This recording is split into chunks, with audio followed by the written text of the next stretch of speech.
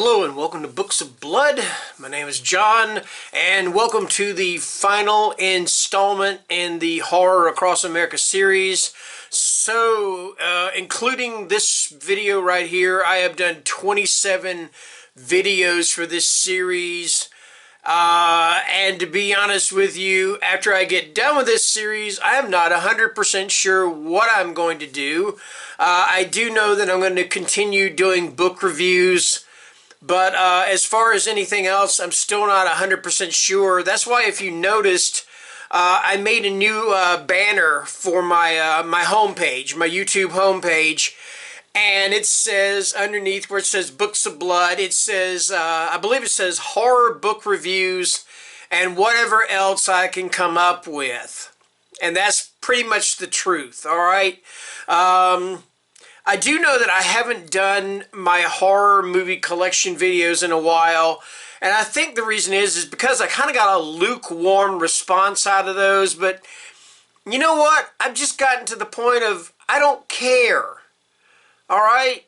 I'm going to post what I want to post. It's my channel, okay? I'm not trying to be an asshole or anything like that. I'm just saying it is my channel to do with as I want, and I enjoy posting those videos, and I'm hoping that eventually you guys will too, although I'm just about done. I think I'm on the S's now, so, or maybe the T's, I don't know. But anyway, I will do that. I also would kind of like to do like unpackaging videos.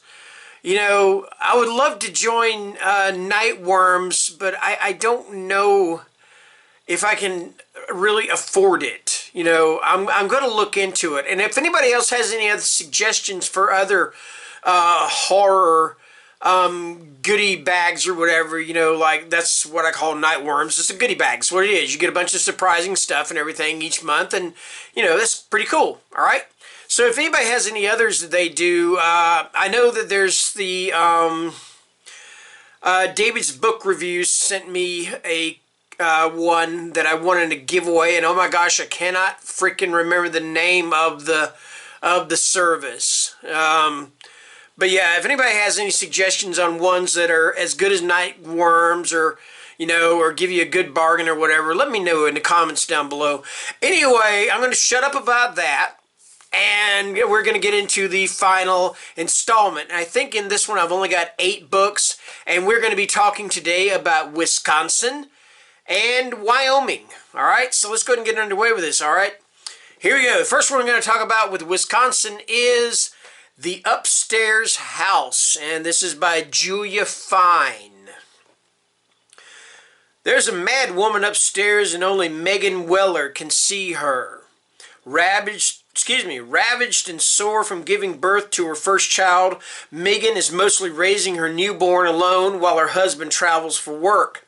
Physically exhausted and mentally drained, she's also racked with guilt over her unfinished dissertation, a thesis on mid-century children's literature. Enter a new upstairs neighbor, the ghost of chaotic children's book writer Margaret Wise Brown, author of the beloved classic Goodnight Moon, whose existence no one else will acknowledge. It seems Margaret has unfinished business with her former lover, the once famous socialite and actor Michael Strange, and is determined to draw Megan into the fray. As Michael joins the haunting, Megan finds herself caught in the wake of a supernatural power struggle, and until she can find a way to quiet these spirits, she and her newborn daughter are in a terrible danger.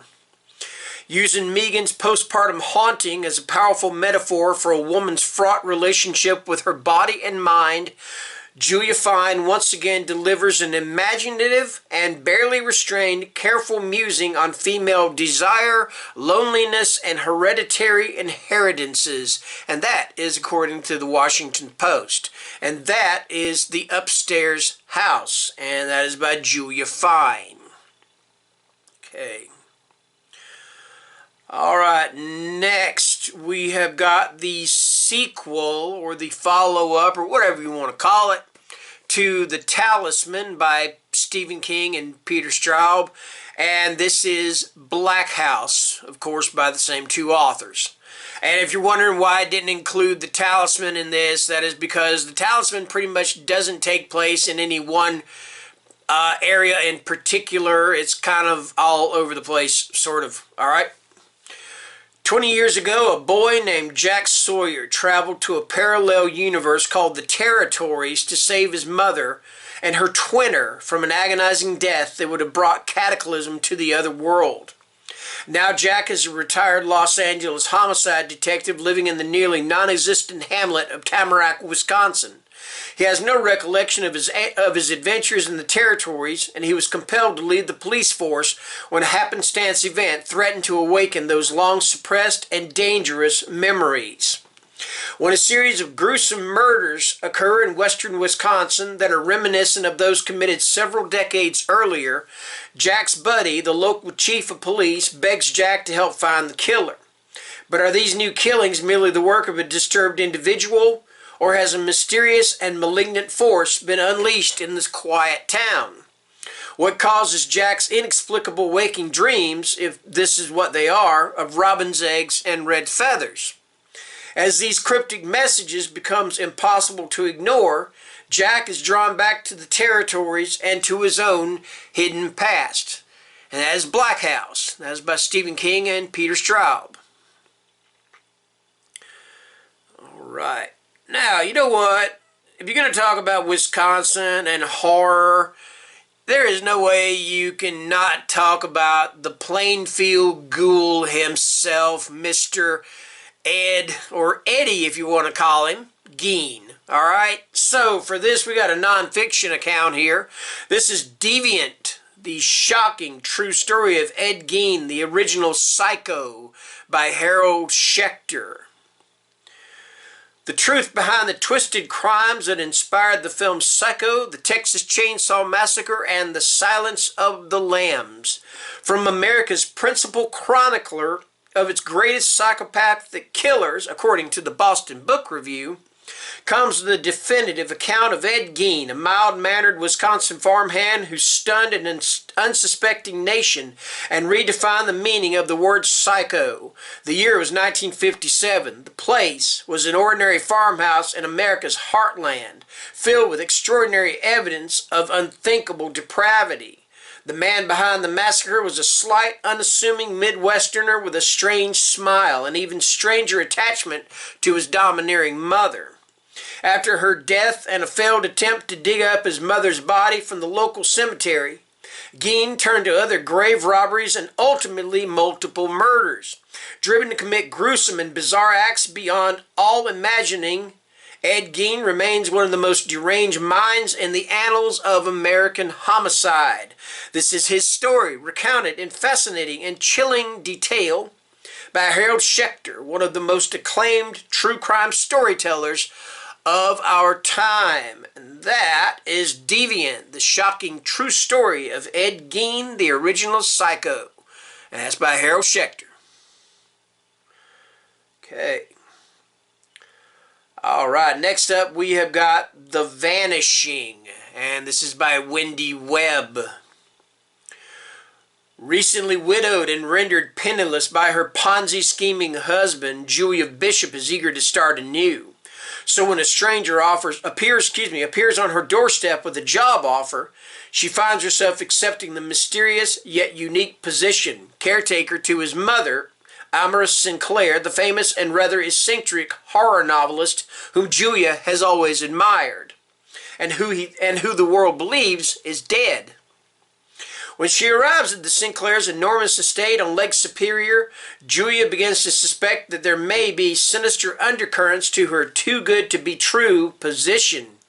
As Julia delves into the reasons of why Amorous chose to abandon her successful writing career and withdraw from the public eye, her search leads to unsettling connections to her own family tree, making her wonder why she really was invited to Havenwood in the first place, and what monstrous secrets are still held prisoner within its walls. And that is The Vanishing, and that is by Wendy Webb. Okay. And last but not least, for Wisconsin, we have got If You Could See Me Now, and this is by Peter Straub. One summer night in 1955, a boy and his cousin plunge naked into the moonlit waters of a rural quarry. Only one of them emerges. Just as he had promised he would on that fateful night 2 decades earlier, Miles Teagarden, now divorced and a struggling writer, returns to his family home in Arden, Wisconsin. But the landscape he once knew so well has turned eerie and threatening. In the small town, his erstwhile friends and rivals, even his blood relatives, view him with suspicion. Their paranoia seems justified when another beautiful blonde teenage girl goes missing, much as his cousin Allison did all those years ago. Miles feels a sinister forces at work, gathering strength. As the anniversary of the tragic night approaches, he begins to fear that Allison will find a way to make their date. And that is If You Could See Me Now. And that's by Peter Straub. Alrighty, we are moving into the final state, moving into Wyoming. Alright, so the first one for Wyoming is The Nestling, and this is by Charles L. Grant. There is a reason it has returned. Something has caused a grim and sudden change in Wyoming's Wind River Valley, something whose dark power was foretold in an ancient Indian prophecy. Now, after 20 years, Jason Clark comes home to a town gripped by a devastating force which defies all nature, a force that points to something supernatural. There is a reason it has returned. Now some ancient predator born of bloody midnights throws the shadow of its wings across the valley. Listen, that cry like a woman's laugh. Look, those mocking red eyes. Now an evil promise will be kept in the gleaming jaws of the Nestling. That is The Nestling. That is by Charles L. Grant. Right? Okay, next we have got Ghost Mine. This is by Hunter Shea. Deep in a Wyoming mine, hell awaits. Nat Blackburn is given an offer he can't refuse by President Teddy Roosevelt. Tales of gold in the abandoned mining town of Hecla abound. The only problem, those who go seeking their fortune never return. Along with his constant companion, Tita, a hired gun with a thirst for adventure, Nat travels to a barren land where even animals dare not tread. Black-eyed children, strange lights, and ferocious wild men venture from the deep, dark ghost mine, as well as a sinister force hungry for fresh souls. And that is Ghost Mine, and that is by Hunter Shea. One thing about this book, though, is it actually came out under another title. I should have written that down. I didn't do it. But it came out under another title. I will look up and find out what the original title was, and I'll post it in the description. So that way, if you do have the book, then you won't go out and buy another copy of it, you know, just because it's under a different name. Unless you like doing that, you know, because I've actually done that before myself. Anyway. Alright, next up we've got The Totem, and this is by David Morrell. When Police Chief Nathan Slaughter settles in the tiny mountain community of Pottersfield, Wyoming, his most fervent prayer is that he has left behind him forever the nightmare he barely survived. Barely survived on a blizzardy night in Detroit. But nothing prepares him for the greater But nothing prepares him for the greater sanity-threatening nightmare he is about to confront, beginning with the discovery of mutilated cattle on outlying ranches. Slaughter is drawn deeper and deeper into a vortex of terror as animals become savage and children go insane, trapping the entire town in a frenzy of violence. As Slaughter races against time to expose the horrifying secret behind the increasingly savage attacks, he also struggles to overcome his deepest fears. And that is The Totem, and that is by David Morrell. Alright? And that is going to do it for Wisconsin and Wyoming, and that is going to do it for Horror Across America.